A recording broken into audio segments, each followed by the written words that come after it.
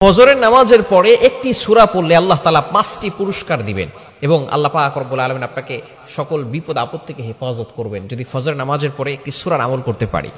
1 number পুরস্কার হচ্ছে আল্লাহ পাক রব্বুল আলামিন একটি সূরা পড়লে কোরআন শরীফ 10 বার পড়লে যে সওয়াব হয় সেই পরিমাণ সওয়াব আল্লাহ তাআলা আপনার আমলনামায় দিয়ে দিবে, বলেন সুবহানাল্লাহ। অর্থাৎ একটি সূরা পড়লেই 10 বার কোরআন খতম করার সওয়াব পাবেন।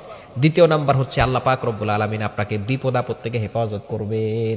সকল বিপদ আপদ, যত ধরনের বিপদ আছে, দুশমনদের দুশমনি থেকে আল্লাহ হেফাজত করবেন, হিংসুক চোখ থেকে আপনাকে হেফাজত করবেন, বিপদ থেকে আল্লাহ পাক রব্বুল আলামিন আপনাকে হেফাজত করবেন। তৃতীয় নাম্বার, অভাব দূর করে দিবেন। অনেকে আছে রিজিকের টেনশন করছেন, অনেকে ঘরের ভিতরে খাবার নাই, সামনে কি করবেন কোনো কুলকিনারা খুঁজে পাচ্ছেন না, ছেলের চিন্তা আছে, মেয়ের চিন্তা আছে, স্ত্রীর চিন্তা আছে, নিজের চিন্তা আছে, ক্যারিয়ারের চিন্তা, ফিউচারের টেনশন, বিভিন্ন ভাবে আপনি হতাশ হয়ে যাচ্ছেন, ডিপ্রেশনে পড়ে যাচ্ছেন।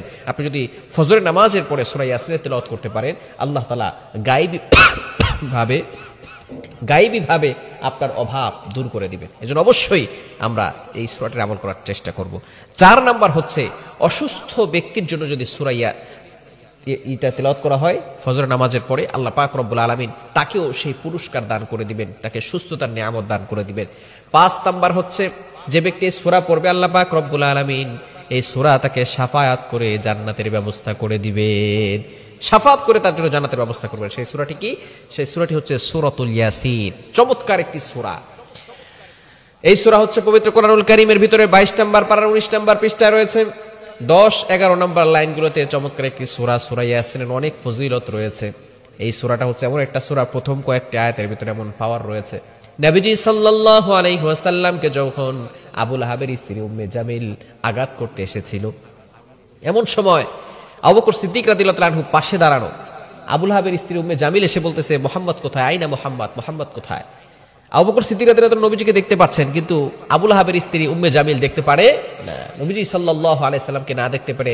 আর আবু বকর সিদ্দিক রাদিয়াল্লাহু তাআলা খুবই বিচক্ষণ ছিলেন, তিনি বললেন যে আপনি খুঁজে নেন মুহাম্মদ কোথায় আছে, আপনি খুঁজে নেন। তিনি যে বলেন নাই যেখানে আছে। পরবর্তী সময় যখন তারা চলে গেল, এবার নবীজি সাল্লাল্লাহু আলাইহি সাল্লাম বলেন, আমি সূরা ইয়াসিনের প্রথম যে আয়াতগুলো আছে সেগুলো তেলাওয়াত করলাম 9 নম্বর আয়াত পর্যন্ত। প্রথম আয়াতগুলো তেলাওয়াত করার ফলে আল্লাহ পাক রব্বুল আলামিন আমার দুশমনের মাঝে আর আমার মাঝে একটা নূরের পর্দা ঢেলে দিয়েছেন, যার কারণে কঠিন বিপদ থেকে আল্লাহ পাক রব্বুল আলামিন হেফাজত করেছেন। সুতরাং যে আল্লাহ এই বিপদ থেকে হেফাজত করেছেন, সে আল্লাহর শক্তি এখনো আছে না নাই? সে আল্লাহর ক্ষমতা আছে না নাই? এজন্য অবশ্যই আমরাও যদি সূরা ইয়াসিনের তেলাওয়াত করতে পারি, তাহলে আল্লাহ পাক রব্বুল আলামিন বিপদ আপদ থেকে হেফাজত করবেন। শুধু তাই নয়, অভাব দূর করে দিবেন এবং কোরআন হবে শাফাআতকারী। কিয়ামতের ময়দানে কোনো মানুষ আল্লাহর সাথে কথা বলার সাহস পাবে না। নবীরা পর্যন্ত ভয়ে কম্পিত হতে থাকবে, সবাই ইয়া রব্বি নাফসি বলতে থাকবে।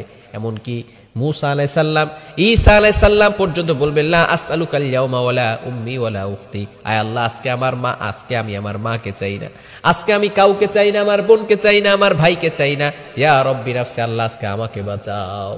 সমস্ত নবীরা পর্যন্ত আল্লাহর কাছে ইয়া রব্বি নাফসি, ইয়া রব্বি নাফসি বলতে থাকবে। নবীরা পর্যন্ত ভয়ে ভীত সন্ত্রস্ত অবস্থায় থাকবে। শুধুমাত্র একজন নবী ইয়া রব্বি উম্মতি, ইয়া রব্বি উম্মতি বলতে থাকবে। তিনি হলেন আমার আপনার নবী, পেয়ারা নবী, বিশ্ব নবী হযরত মুহাম্মদুর রাসূলুল্লাহ সাল্লাল্লাহু আলাইহি ওয়াসাল্লাম। এই কঠিন পরিস্থিতিতে সমস্ত ফেরেশতারা পর্যন্ত ভয় পেতে থাকবে। এমন সময় আল্লাহ পাক রব্বুল আলামিন, কেউ আল্লাহ তাআলার সাথে কথা বলার সাহস পাবে না, শুধুমাত্র কোরআন কিন্তু আল্লাহ তাআলার সাথে কথা বলতে পারবে। কোরআন শুধু কথা বলবে না, কোরআন আল্লাহর সাথে তর্ক করবে। এবং যে ব্যক্তি কোরআনকে মহব্বত করবে, কোরআনকে ভালোবাসবে, কোরআন অনুযায়ী নিজের জীবনটাকে পরিচালনা করবে, আল্লাহ পাক রব্বুল আলামিন কোরআন আল্লাহর সাথে তর্ক করে সেই ব্যক্তিকে জান্নাত পর্যন্ত পৌঁছে দিবে, বলেন সুবহানাল্লাহ। এজন্য অবশ্যই আমরা প্রতিদিন ফজরের নামাজের পরে সূরা ইয়াসিনের তেলাওয়াতটা করব ইনশাআল্লাহ। আল্লাহ পাক রব্বুল আলামিন আমাদের সকলকে এই সূরা ইয়াসিনের আমলটি করার তৌফিক দান করে।